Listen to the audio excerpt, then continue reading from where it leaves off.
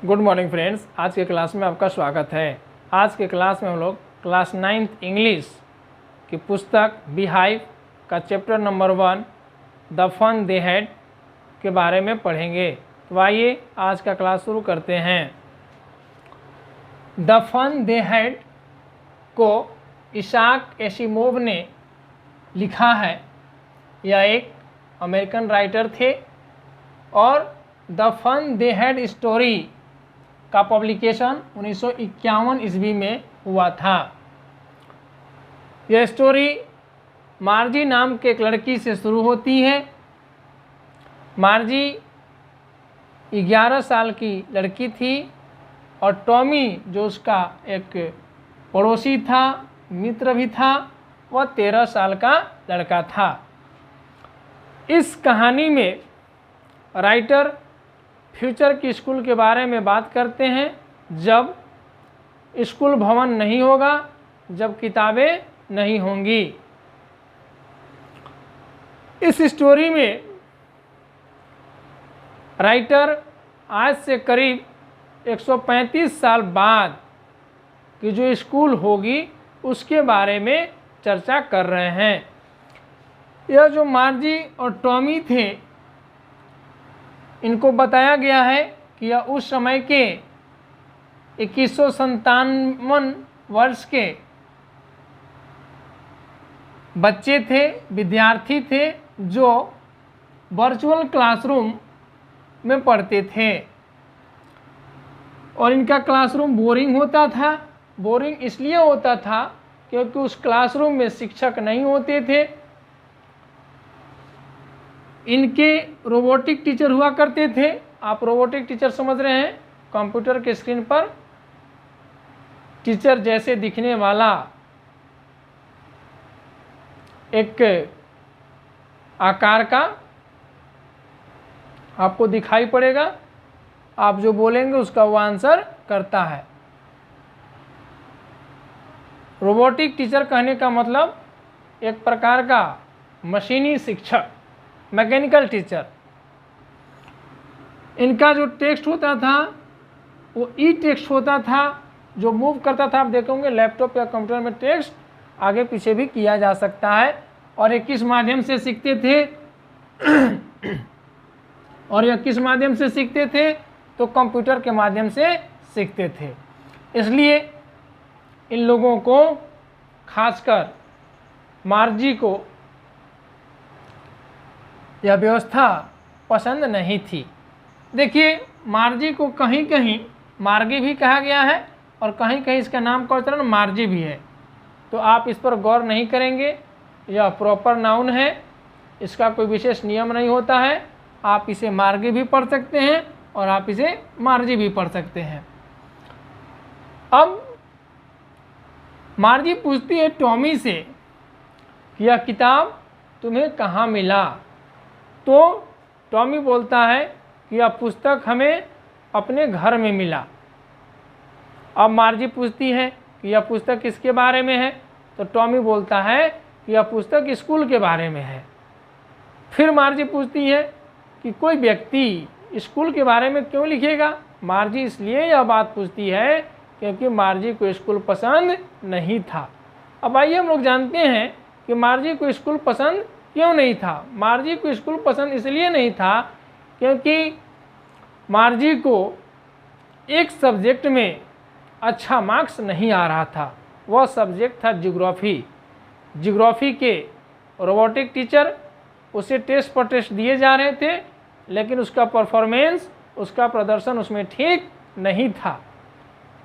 इस बात से चिंतित होकर मार्जी के जो मदर हैं, जिनका नाम है मिसेज जोन्स, क्या नाम है मार्जी के मदर का, मिसेज जोन्स, इस बात से चिंतित होकर कि मार्जी का ज्योग्राफी में प्रदर्शन ठीक नहीं है, परफॉर्मेंस ठीक नहीं है, वह एक कंट्री इंस्पेक्टर को बुलाती हैं। कंट्री इंस्पेक्टर आता है, वह चेक करता है मार्जी को, मार्जी के जो कंप्यूटर था उसको, और तब बताता है मार्जी के मदर को कि इस लड़की में कोई दिक्कत नहीं है, लड़की ठीक ठाक है पढ़ने में। दिक्कत यह था कि इसका जो क्लासरूम था, इसका जो क्लास था, उसकी गति थोड़ी ज़्यादा थी, इसके लेवल का वह सेट नहीं किया हुआ था। अब हम इस मशीन में इसका जो क्लास शुरू होगा वह 10 वर्ष के आयु के बच्चों के लिए सेट कर दिए हैं और अब मार्जी को कोई दिक्कत नहीं होगा। इसके बाद जो टॉमी था किताब पढ़ रहा होता है, क्योंकि इसके पहले टॉमी ऐसा स्कूल के बारे में कभी सोचा भी नहीं था, इसके बारे में कुछ जानता भी नहीं था, तो वह किताब इसको पढ़ने में मन लग रहा है। उस प्रकार की किताब टॉमी को पढ़ने में मन लग रहा है। टॉमी पढ़ रहा होता है। अब मार्जी पूछती है कि यह किताब किसके बारे में है, तो टॉमी बोलता है कि स्कूल के बारे में है। मार्जी भी उस किताब को पढ़ना चाहती है, झांक कर पढ़ती है। थोड़ा सा पढ़ने के बाद यह बोलती है कि अच्छा, पहले के स्कूलों में भी अध्यापक होते थे। तो टॉमी बोलता है कि हाँ, अध्यापक होते थे, लेकिन आज के जैसा रोबोटिक टीचर नहीं होते थे। पहले के जो अध्यापक होते थे वह आदमी होते थे। फिर इन लोग आपस में डिस्कस करते हैं कि भाई आदमी कैसे शिक्षक हो सकता है। तो टॉमी बताता है मार्जी को कि जो अध्यापक होते थे पहले वाले आदमी, वह भी बच्चों को पढ़ाते थे, बच्चों को चीज़ों के बारे में समझाते थे, उन्हें होमवर्क देते थे और उनसे प्रश्न पूछते थे, उनका आंसर देते थे। ये सारी बातें टॉमी मार्जी को बताता है। फिर मार्जी बोलती है कि हम तो ऐसा नहीं चाहेंगे कि हमारे पास कोई आदमी, कोई अजनबी व्यक्ति घर में आकर पढ़ाए, घर में आए। तो टॉमी हंसता है और बोलता है कि बेवकूफ़, ऐसा नहीं है। टीचर विद्यार्थियों के घर पर नहीं आते थे पहले, बल्कि बच्चे जाते थे स्कूल में। एक स्पेशल भवन होता था और उस भवन में शिक्षक भी जाते थे और छात्र भी जाते थे, और एक ही क्लास में बैठकर शिक्षक और छात्र पढ़ाई करवाते थे। उसके बाद मार्जी बोलती है कि भाई मेरी तो मम्मी बताई है कि सभी बच्चों को लिए शिक्षक को अलग अलग तकनीक अपनाना पड़ता है, अलग अलग चीज़ें बताना पड़ता है, क्योंकि सभी बच्चे एक जैसा नहीं होते हैं। तो क्या शिक्षक कैसे पढ़ाते होंगे? तो टॉमी कहता है कि ठीक है, अगर तुमको यह किताब पसंद नहीं है तो मत पढ़ो। तब मार्जी बोलती है कि ऐसा नहीं है, मैंने कब बोला कि मुझे यह किताब पसंद नहीं है। उसके बाद दोनों किताब को पढ़ते हैं। लगभग आधी किताब पढ़ने के बाद मार्जी की जो मम्मी है वह मार्जी को बुला लेती है, क्योंकि इसका वर्चुअल क्लासरूम का समय हो गया था। उसके बाद टॉमी किताब लेता है और वहाँ से निकल जाता है। वर्चुअल क्लासरूम के लिए मार्जी जाती है। उसका जो कंप्यूटर का स्क्रीन था वो रेडी था। रोबोटिक टीचर वेट कर रहे थे मार्जी का। क्लास शुरू होता है। उसके टीचर बोलते हैं कि आज के क्लास में हम लोग अर्थमेटिक सीखेंगे, अर्थमेटिक में भी फ्रैक्शन सीखेंगे, और यस्टरडे का जो होमवर्क है वह सही स्लॉट में प्रॉपर प्लेस पर तुम रखो, पुटअप करो।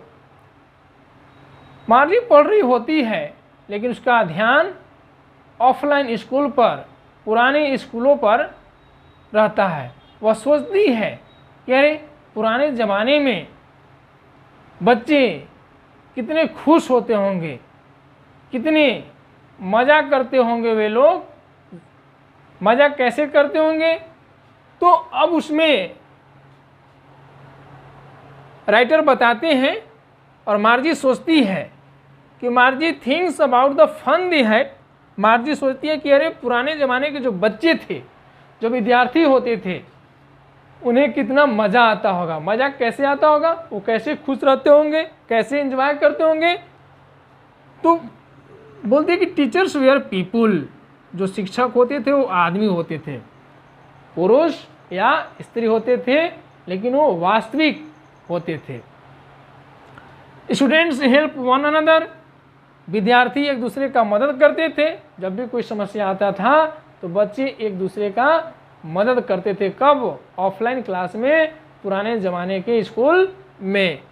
Learned same thing, seat and laugh together, एक ही साथ बैठते थे, एक ही चीज़ सीखते थे, हंसी मजाक करते थे। Children of neighbourhood come and go together in group, और क्या होता था पुराने ज़माने के स्कूल में, तो बच्चे पास पड़ोस के जो होते थे वो एक साथ स्कूल आते थे और एक साथ स्कूल से छुट्टी होने के बाद वापस जाते थे। अब मार्जी अभी सुनी थी, इसके दादाजी ने एक बार बताया था कि पहले के जो कहानियाँ होती थी वो कहाँ होती थी, पेपर्स पर प्रिंट होती थी। अब उस समय के जो बच्चे हैं मार्जी और टॉमी, इन दोनों बच्चे करीब 2157 के हैं। टाइटल कल्पना में यह मान रहा है कि यह जो बच्चे हैं इन्हें किताब देखने का मौका कभी नहीं मिला, यह किताब के बारे में कुछ नहीं जानते हैं। तो इसलिए मार्जी को याद है कि उसके दादाजी ने एक बार बताए थे कि पहले की जो कहानियाँ होती थी वो पेपर्स पर प्रिंट होता था। ये सारी जो व्यवस्था थी ओल्ड काइंड ऑफ स्कूल के, इसे जानकर मार्जी बड़ी हैरान होती हैं और उसी के बारे में सोचती हैं कि पहले के बच्चे कितने अच्छे होते होंगे, कितने मस्ती करते होंगे, शिक्षक कितने अच्छे से पढ़ाते होंगे, शिक्षक हर चीज़ का ख्याल रखते होंगे।